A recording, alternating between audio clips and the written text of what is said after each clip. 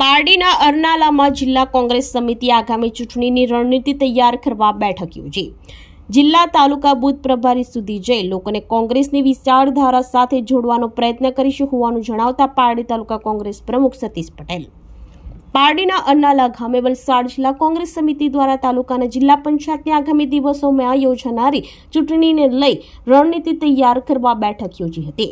પારડી તાલુકાના કોલક નદી તટે આવેલ કલ્યાણેશ્વર મહાદેવ મંદિર ખાતે આજરોજ વલસાડ જિલ્લા કોંગ્રેસ સમિતિ દ્વારા બેઠક યોજાઈ હતી, જેમાં વલસાડ જિલ્લા કોંગ્રેસ પ્રમુખ કિશન પટેલ, પારડી તાલુકા કોંગ્રેસ પ્રમુખ સતીશ પટેલ, જિલ્લા યુથ કોંગ્રેસ પ્રમુખ કુંજાલીબેન પટેલ, જિલ્લા પંચાયત ગોઈમા સીટ પ્રભારી જે.કે. પટેલની ઉપસ્થિતિમાં કોંગ્રેસના કાર્યકરો હોદ્દેદારો સાથે બેઠક યોજાઈ હતી, જેમાં જિલ્લા પંચાયત તથા તાલુકા પંચાયતની આગામી દિવસોમાં યોજાનાર ચૂંટણી ગોઈમા સીટ સંદર્ભે રણનીતિ તૈયાર કરવા ચર્ચા કરવામાં આવી હતી। કિશન પટેલ અને સતીશ પટેલે જણાવ્યું હતું કે જિલ્લા તાલુકા બૂથ પ્રભારી સુધી જઈ લોકોને કોંગ્રેસની વિચારધારા સાથે જોડવાનો પ્રયત્ન કરવા આયોજન કરવામાં આવ્યું હતું। આ બેઠકમાં કોંગ્રેસે ભાજપ સરકાર પર આકરા પ્રહારો કર્યા હતા।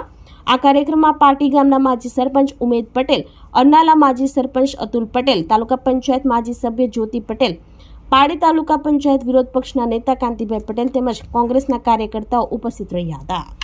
અહીંયા જે બેઠા છે આટલા વરસાદની અંદર અને મને બોલવાનો મોકો આપ્યો એ બદલ હું આયોજક મિત્રોનો બી આભાર માનીશ અને અંતે એટલું જ કહીશ કે આવનારી ચૂંટણીમાં આપણી ચોરી કેવી રીતે થાય તમને ખબર?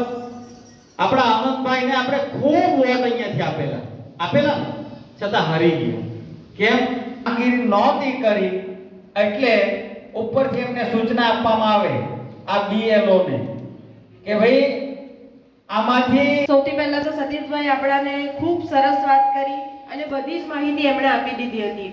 હું આપ સૌને એટલું જ કહેવા માંગુ છું કે આપણે સૌ જાણીએ છીએ કે આ સરકાર આપણા સાથે કેટલા અન્યાય કરી રહી છે। ઘણી વખત આગળ સલાહ લેતો હતો એટલે આવું લોકોને ખરેખર કોંગ્રેસ વતી વળો ને તો આપણી દશા ને દિશા અને મારે તો હવે પછી જિલ્લા પંચાયત સુખાલા બાજુ આવે કે કઈ દોદોડ આ સીટ પર જે આવે કુંજાલીબેન, હવે પછી અમારું લક્ષ્ય કંઈ પણ જિલ્લા પંચાયતનું બેઠકનું હજી નક્કી થયું નથી વિભાજન થયા પછીથી, એટલે કોઈના સીટ ઉપર પણ જે એટલે તાલુકાનું વિભાજન થયું છે એટલે આપણે એક ખાલી આપણા કપરાડા તાલુકા પૂરતા કે પારડી તાલુકા પૂરતા એવું નહીં રાખતા આપણે બધાને જ આમંત્રિત કર્યા હતા। એટલે આપણી આવનારી ચૂંટણી પહેલા જો કદાચ વિભાજન થઈ જાય તો નવી તાલુકા પંચાયત શરૂ થઈ જાય એવું સરકારનું આયોજન છે। સરકાર એક પ્રકારે આપણી એક પડતી દશાની નિશાની લાવીને આ લોકો મૂકી દીધી છે। જો આપણે અત્યારથી જાગશું નહીં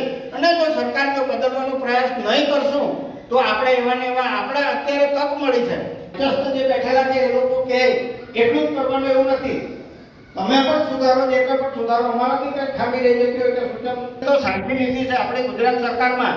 આપણે સરપંચ આપણો હશે, તાલુકા પંચાયત સભ્ય આપણો હશે, પંચાયત પણ આપણી બને, જિલ્લા પંચાયત પણ આપણી બને, તો આપણો ઉમેદવાર જો ત્યાં બનીને જશે તો આપણી કંઈક સમસ્યા હશે એ રજૂ થશે। આજે